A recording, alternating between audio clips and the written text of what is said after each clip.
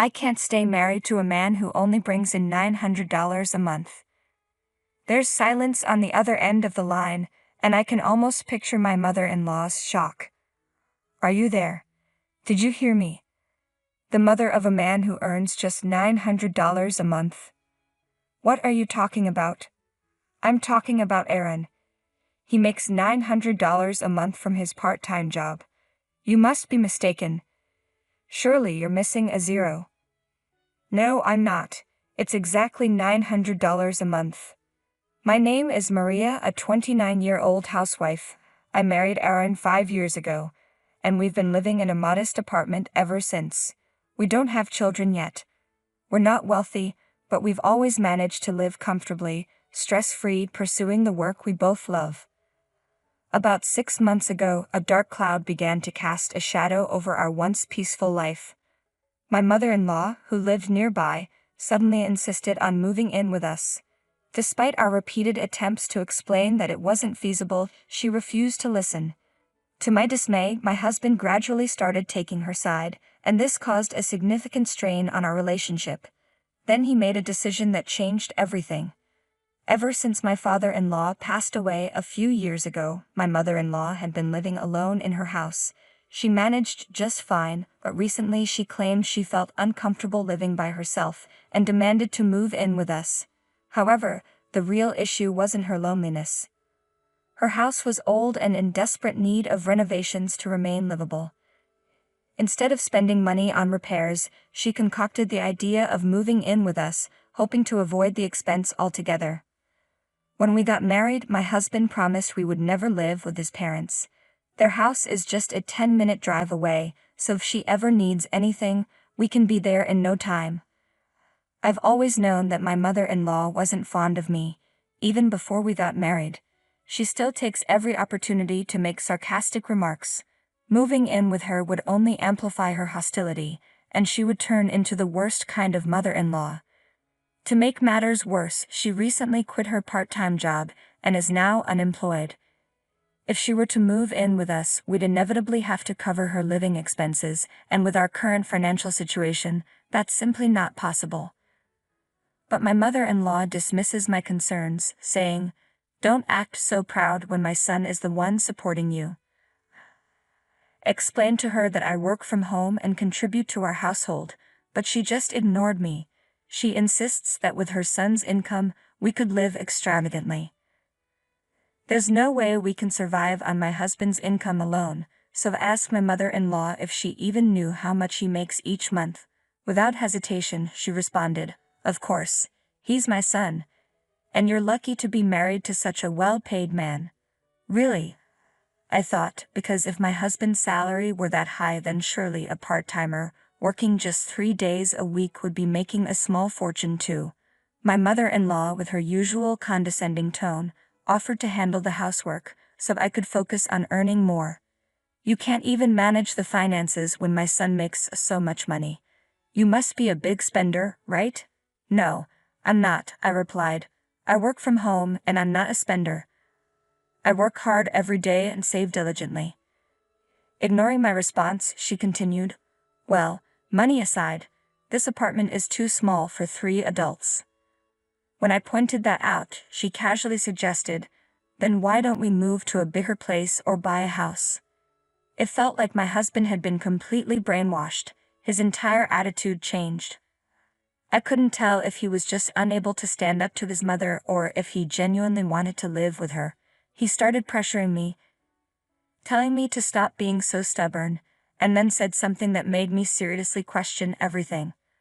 "Wouldn't it be more fun to live with my mother?" "What?" I was taken aback.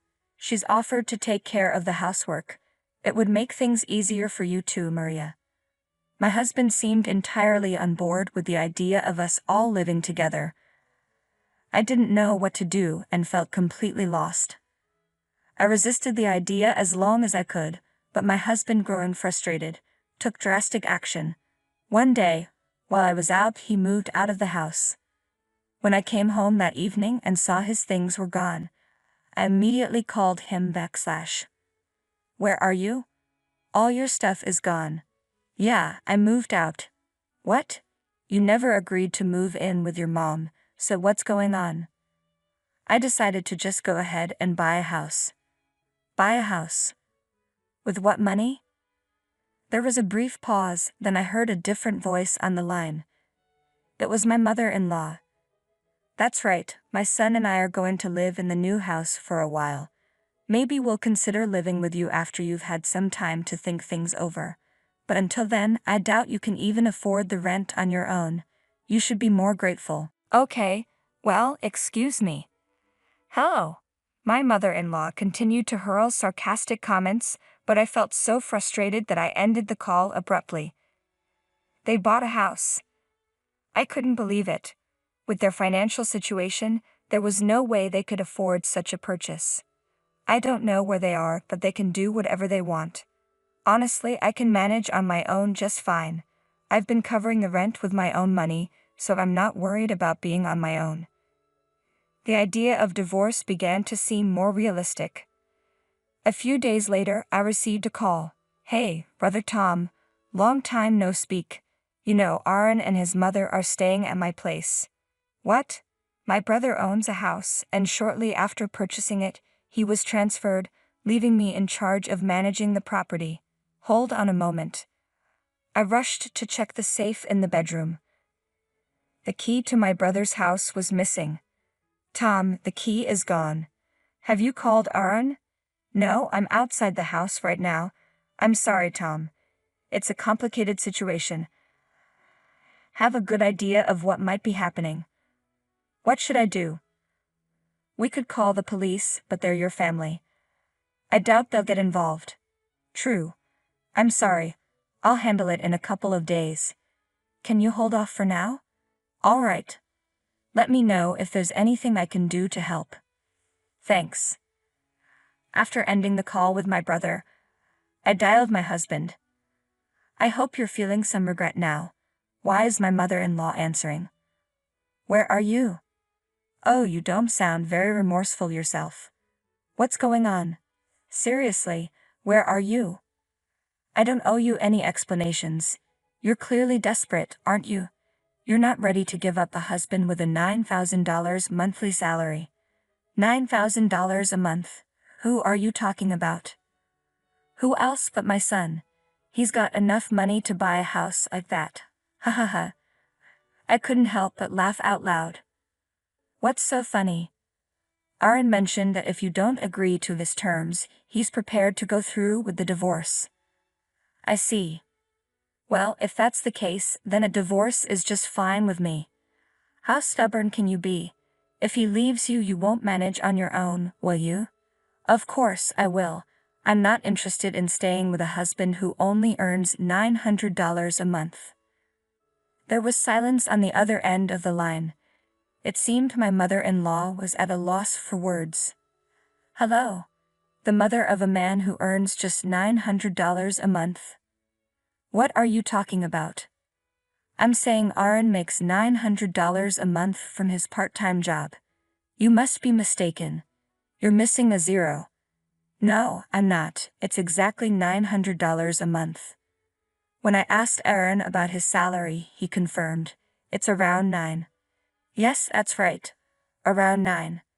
It's hard to believe that your son only makes $900 a month.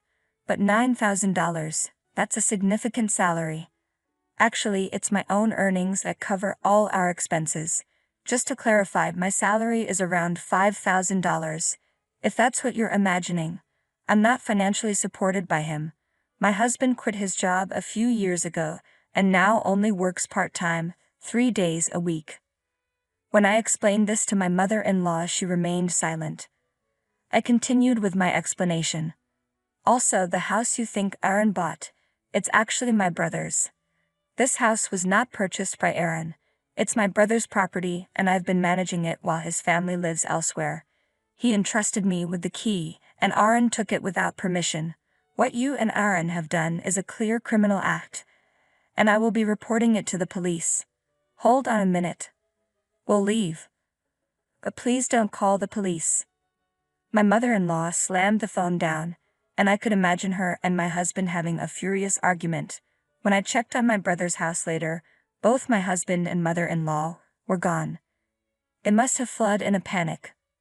I immediately called my brother to apologize for the trouble my husband had caused. Then I turned my attention to the final step, filing for divorce from my selfish husband. I signed the divorce papers and sent them to my in-laws' house. Shortly after, my husband called me, frantic. "Are you serious? I'm sorry about the house. Please reconsider.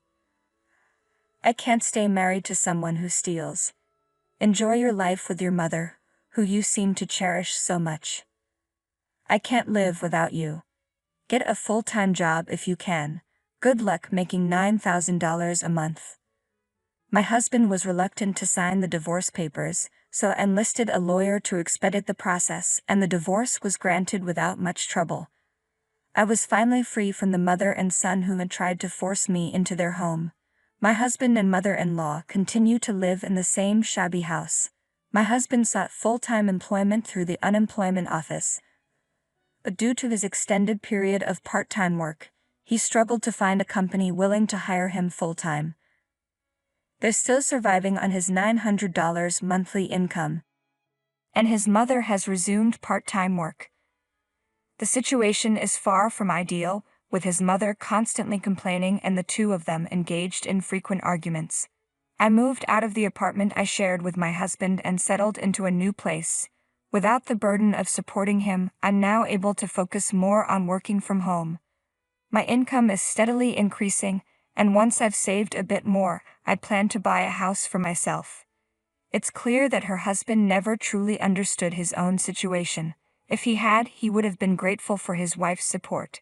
Instead, his lack of insight led to this outcome. It's fortunate that Maria decided to divorce him. She can now enjoy a more peaceful and fulfilling life. Thank you for watching. If you enjoyed the video, please subscribe to the channel. See you in the next one.